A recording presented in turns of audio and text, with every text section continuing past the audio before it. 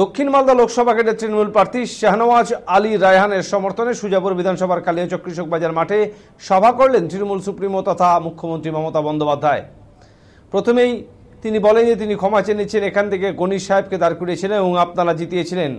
এখন থেকে সুজাপুর বিধানসভা আমি দেখব নিজ দায়িত্ব নিয়ে, বললেন সভামঞ্চ থেকে এদিন জানান মুখ্যমন্ত্রী। মালদা জেলায় তিনি বলেন যে মালদা জেলায় আমরা কোনোদিনও লোকসভা সিট পাইনি, কিন্তু বিধানসভায় তৃণমূলকে ঢেলে ভোট দিয়ে বিজেপিকে রুখে দিয়েছিলেন।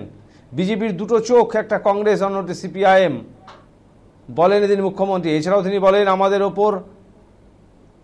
আপনাদের ওপর আমি কোনো অত্যাচার হতে দেইনি, মজ্জেম ভাতা আমরা দেই না, আপনাদের ঘরের ছেলেমেয়েরা মানুষ হোক। 26,000 ছেলে মেয়ে পাশে আছি আমরা, তাদের পাশে আমরা আছি। যখন বিজেপি দেখছে কোনো উপায় নেই তখন চাকরি খেয়ে নাও, এটা আমরা হতে দেব না। আইনি পথে আমরা যাচ্ছি। প্রধানমন্ত্রী এসে মালদায় নাটকও করেছে, এসে এনআরসি সিএ হবে না, এদিন মালদায় এসে বলেন মুখ্যমন্ত্রী।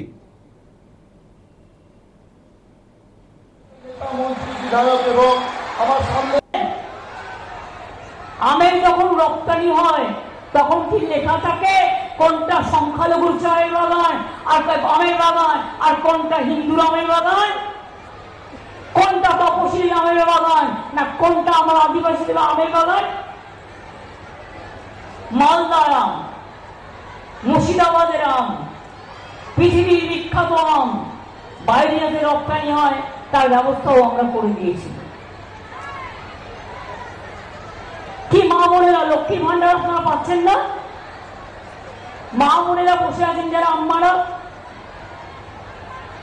আপনারা যারা মা বোনেরা বসে আছেন এই গরমের মধ্যেও প্রচন্ড কষ্টের মধ্যে, তারা লক্ষ্মীর ভান্ডার পাচ্ছেন, লক্ষ্মীর ভান্ডার পাচ্ছেন, লক্ষ্মীর ভান্ডার পাচ্ছেন। বিজেপির কোন একজন বোমা নেতা বলেছে 3 মাস পর লক্ষ্মীর ভান্ডার হবে না। আমি বলি সাহস থাকলে হাত লাগাও, লক্ষ্মীর ভান্ডার চলবে এবং এই লক্ষ্মী সরস্বতী পুরুষ এরাই তোমাদের আগামী দিন দেবে ভালো।